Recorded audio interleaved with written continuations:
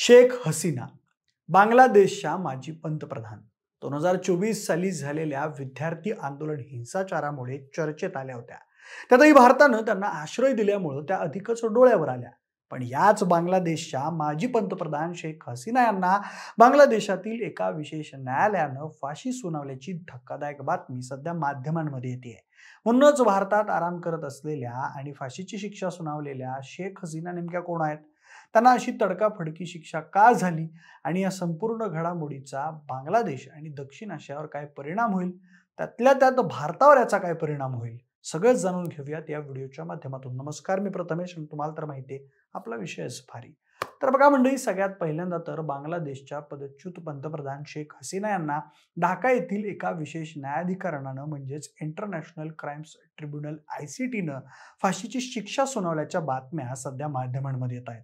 या ऐतिहासिक निर्णयामुळे सध्या हसीना यांचं आयुष्य आणि बांगलादेशचं राजकीय भविष्य एका अत्यंत अस्थिर वळणावर येऊन ठेपलं आहे. आता या शिक्षेचं मूळ कारण म्हणजे हसीना यांच्या 15 वर्षांच्या राजवटीला संपवणाऱ्या 2024 मधील विद्यार्थी नेतृत्वाखालील झालेल्या जनउठावादरम्यान त्यांनी मानवतेविरुद्धचे गुन्हे केल्याचा आरोप त्यांच्यावरती ठेवण्यात आला होता. आता मानवतेविरुद्धचे गुन्हे म्हणजे नेमकं काय, तर या आंदोलनात शेकडो लोक मारले गेले होते. म्हणूनच न्यायाधिकरणानं हसीना यांना एका आरोपासाठी फाशीची शिक्षा तर दुसऱ्या एका आरोपासाठी स्वतंत्र जन्मठेपेची शिक्षा सुनावल्याचं वृत्त आहे.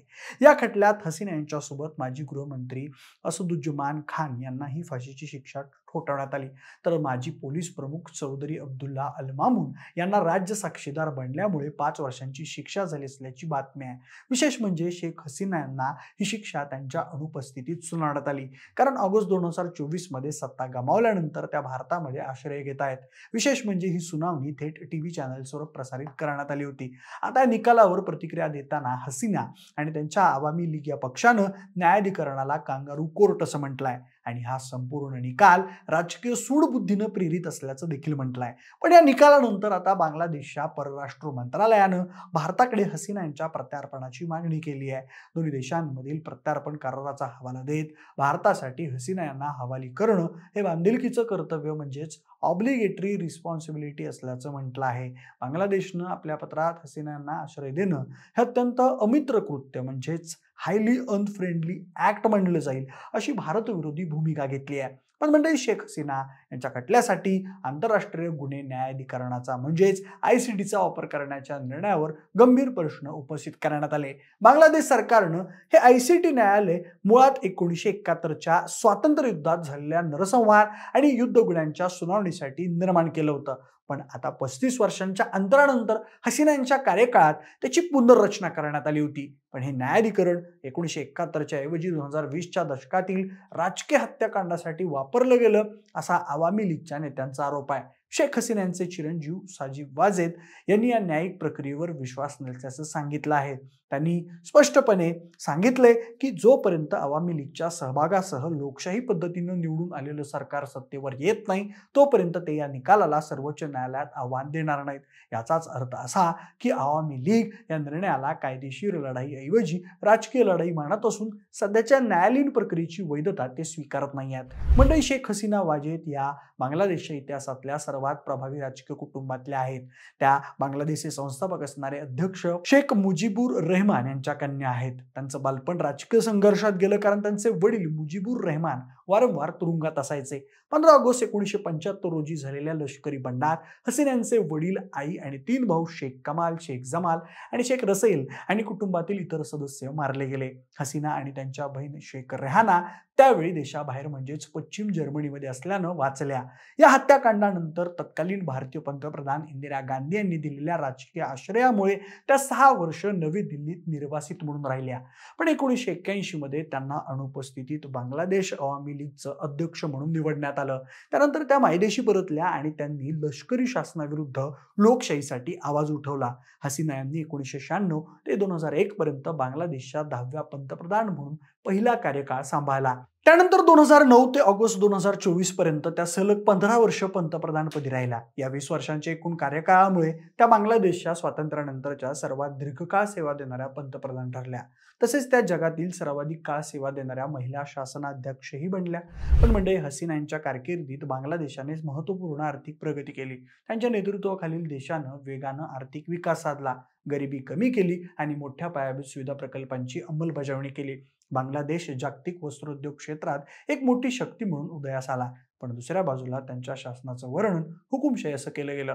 पण हसीना यांना 1975च्या हत्याकांडातून वाचल्यामुळे त्यांना शहीद कुटुंबाचा वारसा म्हणून मोठी सहानुभूती मिळालेली होती आणि या सहानुभूतीचा उपयोग त्यांनी आपल्या कार्यकाळात मोठ्या प्रमाणात सत्ता केंद्रित करण्यासाठी केला. मंडळी, शेख हसीना यांच्या दीर्घकाळच्या पंतप्रधानकीच्या कार्यकाळात, विशेषतः 2009 नंतर त्यांच्या प्रशासनावर लोकशाही प्रक्रिया कमकुवत केल्याचे वारंवार आरोप झाले. याचाच परिणाम असा झाला की 2014 मध्ये विरोधी पक्ष बांगलादेश नॅशनलिस्ट पार्टी BNPने निवडणुकीवर बहिष्कार टाकला, ज्यामुळे आवामी लीगला बहुसंख्य जागा बिनविरोधी मिळाल्या. 2018च्या निवडणुकीतही मतपेट्यांमध्ये मोठ्या प्रमाणावर गैरव्यवहार झाल्याचे आणि विरोधी मतदारांना रोखल्याचे आरोप त्यांच्यावर झाले. मुख्य विरोधी पक्ष कमकुवत झाल्यामुळे हसीना प्रभावीपणे एकपक्षीय राज्याच्या नेत्या बनल्या होत्या. पुढे पुढे तर हसीना सरकारने त्यांच्या पारंपरिक राजकीय प्रतिस्पर्धकांना म्हणजेच खालेदा झिया आणि BNPच्या नेत्यांना तुरुंगात टाकल्याचे आणि त्यांचं राजकीय काम थांबवल्याचे आरोप केले. त्यामुळे राजकीय पटलावर विरोधाची एक मोठी पोकळी निर्माण झाली. जेव्हा देशातल्या जनतेमध्ये भ्रष्टाचार, वाढती महागाई आणि प्रशासकीय चुकीच्या कारभाराबद्दल असंतोष वाढला, तेव्हा तो असंतोष व्यक्त करण्यासाठी कोणतंही संघटित राजकीय माध्यम शिल्लक राहिलं नाही. मग हा रोष याना त्या मार्गाने बाहेर पडणार होताच. मग हा असंतोष विद्यार्थी आणि युवकांनी 2024 मधील कोटा सुधारणा आंदोलनाच्या माध्यमातून बाहेर आणला आणि ज्यामुळे सरकारला प्रतिसाद देणं कठीण झालं आणि परिस्थिती नियंत्रणाबाहेर गेली. जुलै 2024 मध्ये बांगलादेशात विद्यार्थी नेतृत्वाखालील जन उठाव आंदोलन सुरू झालं. त्यानंतर जुलै क्रांती म्हणून हे आंदोलन ओळखलं गेलं. सुरुवातीला सरकारी नोकऱ्यांमधल्या आरक्षणाच्या विरोधात सुरू झालेल्या आंदोलनानं लवकरच हसीना सरकारच्या 15 वर्षांच्या हुकुमशाही विरुद्ध दंड थोपटले. या आंदोलनाच्या वाढत्या प्रभावामुळे हसीना सरकारनं ते आंदोलन दडपण्यासाठी प्राणघातक बळाचा वापर करण्याचे आदेश दिले. Bangladesh police, rapid action battalion आणि सशस्त्र पोलिसांनी निशस्त्र आंदोलकांवर गोळीबार केला. अम्नेस्टी इंटरनॅशनलसह अनेक मानवाधिकार संस्थांनी अधिकाऱ्यांनी आंतरराष्ट्रीय कायद्यानुसार गंभीर गुन्हे आणि मानवाधिकार उल्लंघन केल्याचं निश्चित केलं. यामध्ये निशस्त्र नागरिकांवर गोळीबार करणं आणि जखमींना वैद्यकीय मदत न देण्याचा समावेश होता. या हिंसाचारामुळे झालेल्या मृत्यूंची संख्या मोठी होती. संयुक्त राष्ट्राच्या मानवाधिकार कार्यालयाच्या फेब्रुवारी 2025च्या अहवालानुसार हिंसाचारात 1400 पर्यंत लोक मारले गेले असावेत असा अंदाज व्यक्त केला होता. हंगामी सरकारच्या आरोग्य सल्लागारांनी 800हून अधिक लोकांचा मृत्यू आणि सुमारे 14,000 लोक जखमी झाल्याची माहिती दिलेली होती. या उलट अँटी डिस्क्रिमिनेशन स्टुडंट्स मुव्हमेंटच्या आरोग्य उपसमितीनुसार मृतांची संख्या 1581 एवढी होती, ज्यात किमान 32 मुलांचा समावेश होता. अनेक ठिकाणी तर मृतदेहांना ओळख न पटवताच पुरवण्यात आल्याचा आरोप करण्यात आला.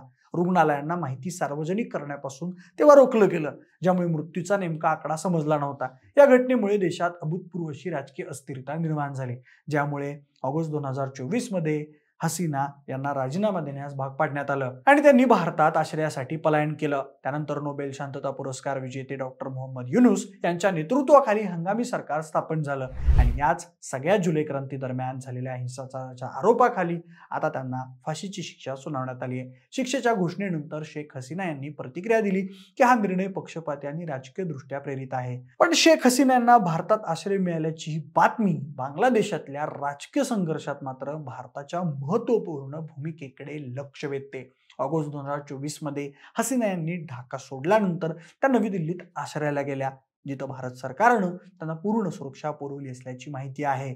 हसीना यांनी भारताला सर्वात जवळचा मित्र म्हणून संबोधलेलं होतं आणि त्यांनी बांगलादेशात लोकशाही आणण्यासाठी मजबूत वकिली करावी भारतानं अशी मागणी केली आहे. हसीना यांचे चिरंजीव साजिब वाजेद यांनीही भारत सरकारबद्दल कृतज्ञता व्यक्त केली आहे.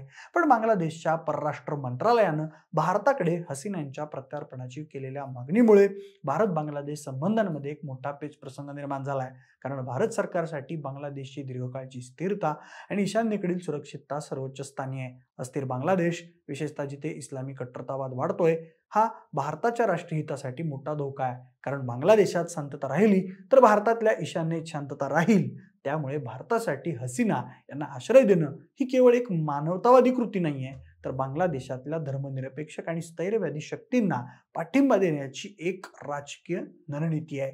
पण आता पुढे काय होतं यावर आपलं लक्ष राहीलच. पण तुम्हाला या सगळ्याबद्दल नेमकं काय वाटतंय? तुमची मतं आम्हाला कमेंट बॉक्समध्ये नक्की सांगा. सोबतच आपल्या विशेष भारीच्या YouTube चॅनलला सबस्क्राईब करायला अजिबात विसरू नका. धन्यवाद.